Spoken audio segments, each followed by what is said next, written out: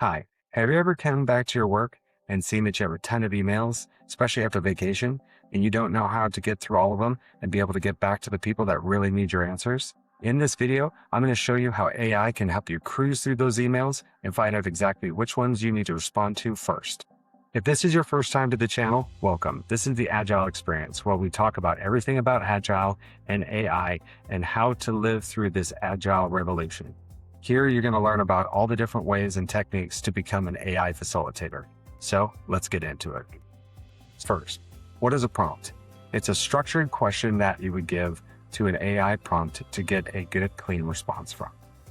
So the problem is that most people run into when using AI is they give them too much of a generic prompt. It's a one sentence and it's supposed to figure out everything that you want AI to do.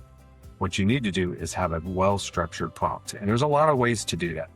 There are a lot of different methodologies out there, a lot of different prompt structures. But the one that I like the most is called the RCGO, the role, the context, the guideline, and the output.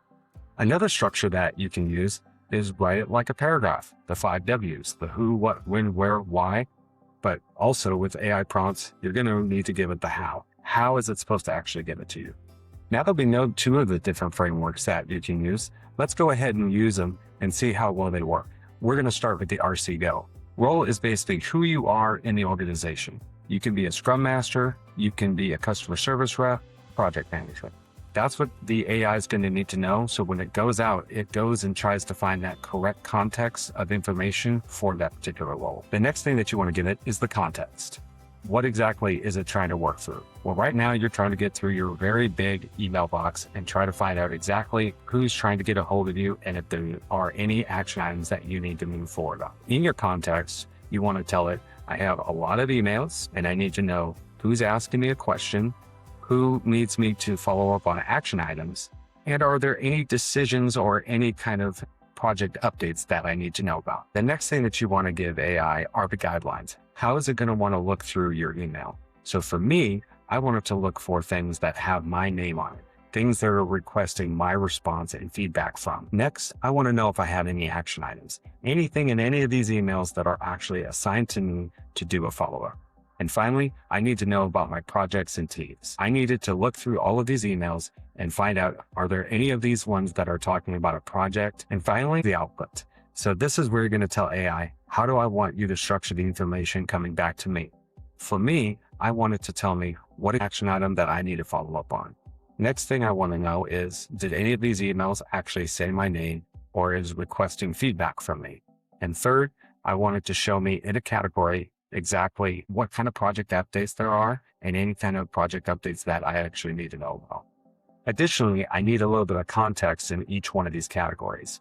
So I may ask AI to show it to me in a list format, showing the email with a quick hyperlink, the quick one-line subject of what is it actually talking about, and the category. Now, setting up a prompt doesn't have to be difficult. Here's a pro tip. If you're worried about everything that I just talked about, there's an easy way to do it. You can actually go into AI and ask it for an easy fill-in prompt that you can use and fill it in and give the information right back to the AI to be able to search for it.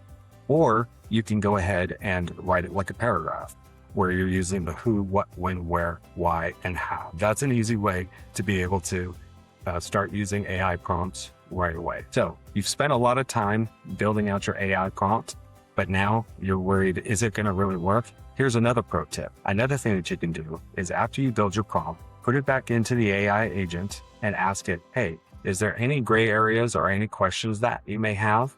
Usually when you do this, the AI will look through it and give you suggestions on how to make your AI prompts a lot better and a lot cleaner. So here it is, my AI prompt for my email in all of its glory. I decided to use the RCGO, the role, the context, the guidelines, and the output. But you might have chose to do something completely different. You may even have asked AI to help you with the prompt, and that's perfectly fine. Your main goal is to become comfortable with AI. That way that you can become an AI facilitator and stay around longer. So in mine, I want to tell it what role I am. Next, I also want to tell it what teams am I on, or I'm on this specific project. Those are the things that I want to actually tell AI. So when it's looking through it, it can actually look for key terms as it's looking through all of these emails. Next is the context. As you guys can see here, it's what is the situation? Well, the situation is I have a large amount of emails in my email box and I don't know what to do with them.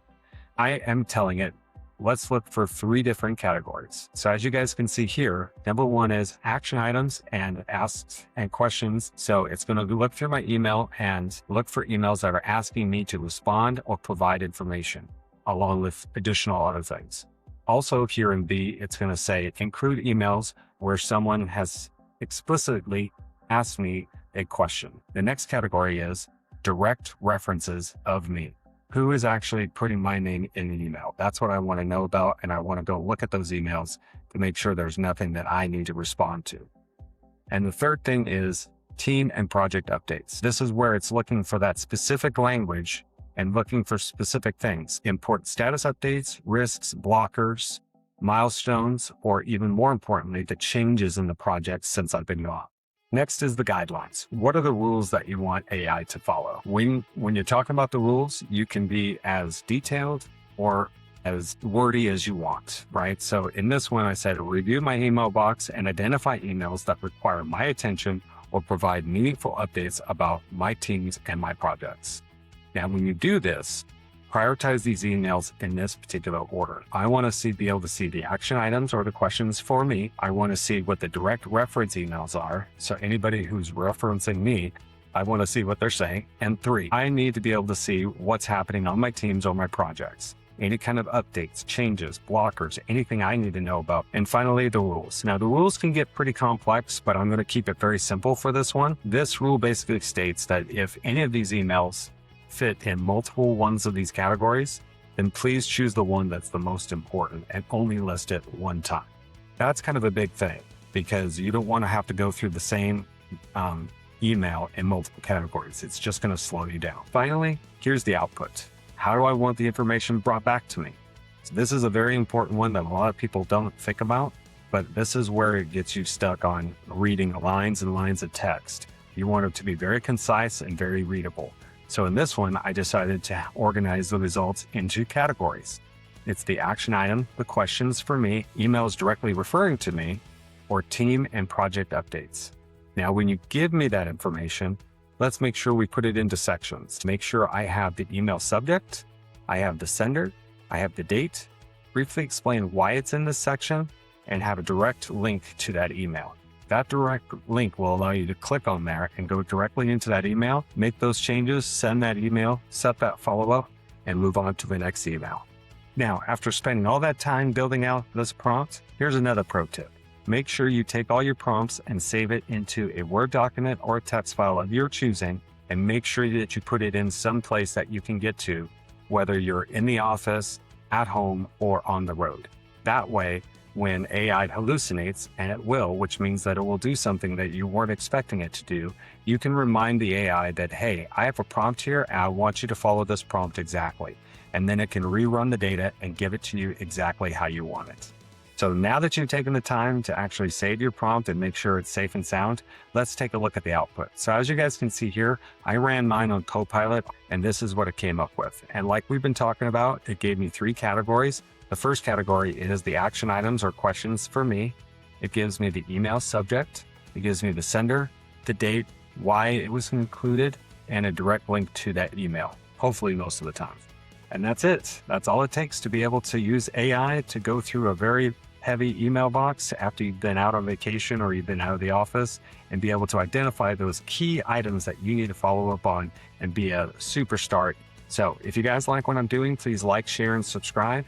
Also, leave a comment down below if you guys have any additional questions that I may be able to help you with or answer.